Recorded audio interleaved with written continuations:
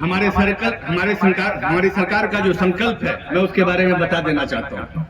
हमारी सरकार ने, हमारे नेता ने युवाओं के लिए 10 लाख नौकरी की घोषणा की थी। उसके बाद फिर से उन्होंने 10 लाख दूसरी बार उन्होंने नौकरी की घोषणा की। लेकिन मैं बता दूं कि अब तक हमारी सरकार ने, जब से 19 साल में हमारी सरकार ने लगभग 34.5 लाख युवाओं को रोजगार देने का काम किया है और लगातार युवाओं के रोजगार के लिए पद सृजित करते जा रहे हैं। हम लोग लगातार कि उनका रोजगार का अवसर कैसे बढ़े। पहले आप अस्पताल में जाते थे तो यहाँ से दूर दूर के साउथ इंडियन नर्सेस नजर आती होंगी, एएनएम और जीएनएम से। आज हर एक जिले में एएनएम कॉलेज, जीएनएम कॉलेज, और आप अस्पताल में चले जाएं तो बिहार की बेटियां वहां काम करती हुई नजर आ रही हैं। जब आप स्कूलों में चले जाएं, आज आप प्राथमिक विद्यालय हो, हाई स्कूल हो, किसी विद्यालय में चले जाएं, शिक्षा की स्थिति क्या है ये आपको समझ में आ जाएगी। हर विद्यालय में पढ़ाई लिखाई तेज हो गई है। और इसके अलावा जब आपका बच्चा पढ़ लिख कर बड़ा होता है तो पहले इंजीनियरिंग करने के लिए, पॉलिटेक्निक करने के लिए आपको यहाँ से लेकर महाराष्ट्र, कर्नाटका जाना पड़ता था। अब आपका बच्चा बिहार में पढ़ सकता है।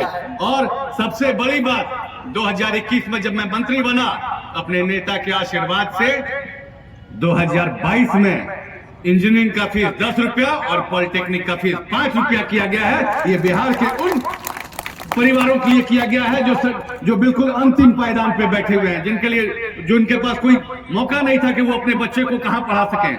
आज आप जिस इलाके में चले जाएं, मेडिकल की व्यवस्था है। आपको पटना से जमुई जाना होगा या जमुई से पटना आना, तो मात्र 3 घंटे में आप पटना से जमुई जा सकते हैं, जमुई से पटना आ सकते हैं। ये स्थिति है। सड़कों की स्थिति देख लीजिए, स्कूल की स्थिति देख लीजिए, अस्पताल की स्थिति देख लीजिए। और आज के जो हमारे युवा हैं, मैं आप युवाओं से यही कहूंगा, सतयुग, त्रेता युग, कलयुग सबके बारे में सुना है, लेकिन ये मैं बता देता हूं, मैं युवा हूं, ये सोशल मीडिया का युग है। हमारे नेता के द्वारा किए गए जितने कार्य हैं, उस कार्य को अपने सोशल मीडिया पे दिखाइए, तब जाके पता चलेगा आम आदमी को कि नीतीश जी ने क्या किया है और सुमित ने आपके जमुई के लिए क्या किया है। आज आपके जिले में इंजीनियरिंग कॉलेज, मेडिकल कॉलेज या ITI कॉलेज, जितने भी चीज है, मैं रहूं या मेरा परिवार, आखिर हम लोगों ने ये किया तो किसके आशीर्वाद से किया? हमारे नेता नीतीश कुमार जी ने आशीर्वाद दिया। आज आप जिस स्टेडियम में खड़े हैं, मैं सौभाग्यशाली हूं, मैं उनका पौत्र हूं और उनके परिवार में मेरा जन्म हुआ है। आज तक मेरा परिवार आप लोगों की एकता के लिए, पूरे जिले में सभी जात, सभी धर्म की एकता के लिए खड़ा रहा है, कभी पीछे नहीं हटा। और मैं विश्वास दिला देता हूं अल्पसंख्यक भाइयों, अगर कोई अल्पसंख्यक मुख्यमंत्री भी होता ना, तो शायद वो उतना काम नहीं कर पाता जितना कि नीतीश कुमार ने आपके लिए कर दिया है। और कोई कौमी एकता में दरार लाना चाहता हो, धार्मिक उन्माद फैलाना चाहता हो, उन सभी साथियों को मैं बता देता हूं कि जब तक सुमित जिंदा है, इसके परिवार का एक भी सदस्य जिंदा है, अपने शरीर का अंतिम कतरा बहा दूंगा, लेकिन कहीं धार्मिक उन्माद नहीं फैलाऊंगा। कोई जाति, कोई धर्म के लोग यहाँ पे उन्माद नहीं फैला सकते। महोदय, थोड़ी देर पहले बोला जा रहा था आपको कि पिछले विधानसभा के समय 500 साथियों ने नहीं, पूरे जदयू के साथियों ने मिलकर साथ दिया था। वो अलग बात है, छल कर मेरा टिकट छीन लिया गया। टिकट तो तुम ले आओगे, सर्टिफिकेट देने वाली जनता यहाँ बैठी है। यहाँ टिकट से नहीं जीता जाता, सर्टिफिकेट जनता देती है और जनता मालिक है। जनता ने अपने बेटे को 2020 में इकलौता विधायक बनाकर, निर्दलीय विधायक बनाकर भेजा और आज आपका बेटा न सिर्फ बिहार में इकलौता होने का रिकॉर्ड बनाया, पूरे हिंदुस्तान में इकलौता मंत्री भी। उससे पूछता है कि इसका जदयू के लिए क्या योगदान है?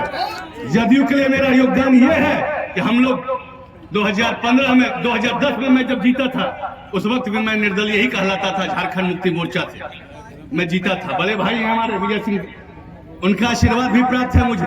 उन्होंने उस वक्त भी मुझे आशीर्वाद दिया था कि छोटे भाई हो, तुम जीत गए, चलो अच्छे से चलाओ। आज मैं बता दूं, हमारे जितने साथी, हम लोग का ये सौहार्दपूर्ण व्यवहार रहता है, रिश्ता रहता है। इन्होंने आशीर्वाद दिया। उस वक्त के जो विधायक रहे, हमारे पूर्व विधायक स्वर्गीय फाल्गुनी यादव जी, उनका आशीर्वाद मुझे प्राप्त रहा है। अब कोई कहता है कि हम ऐसे करके आ जाएंगे, तो ये होने वाला नहीं है। हमारे नेता नीतीश कुमार हैं, जो अपने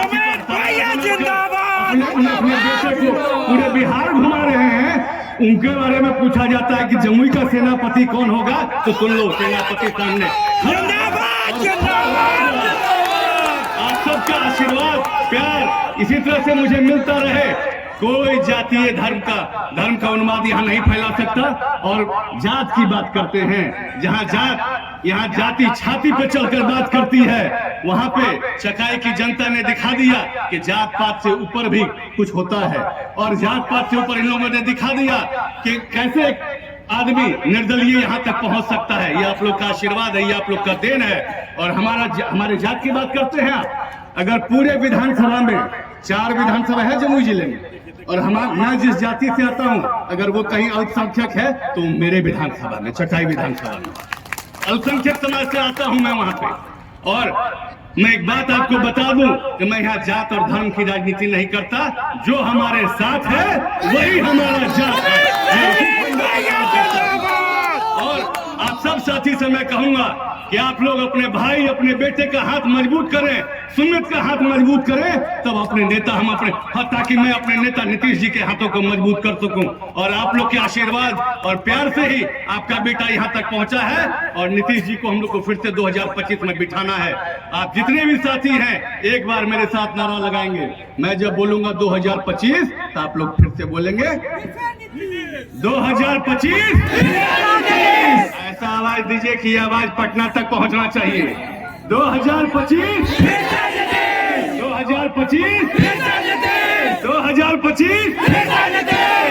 धन्यवाद साथियों, आप लोग का यही मैं आप लोगों से गुजारिश करूंगा। बस बहुत चंद समय के अंदर हमारे प्रदेश अध्यक्ष, अब आपके आधे घंटे में कार्यक्रम समाप्त हो जाएगा। आप जितने साथी अभी जिस तरह मेरी बातों को सुन रहे थे, और जहां भी जो साथी उस तरफ जो चले गए हों, उन सबसे मैं आग्रह करता हूं कि आप आ जाएं।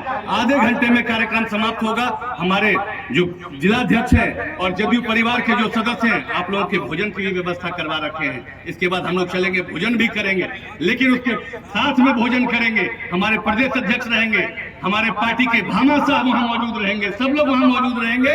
आप सभी साथियों से आग्रह है कि शांति पूर्वक, ये हम लोग का सम्मान है। ये राजा अंग, हमारे राजा कर्ण का अंग पुत्र का ये इलाका कहलाता है। इसलिए आप लोगों से मैं कहूंगा कि आप लोग हिलिएगा मत, अपने भाई अपने बेटे के गुजारिश को जरूर सुनिएगा, और इनकी बातों को सुनकर ही उठिएगा। अपने इन्हीं वादी के साथ अपनी बातों को मैं विराम देता हूं। जय हिंद, जय भारत।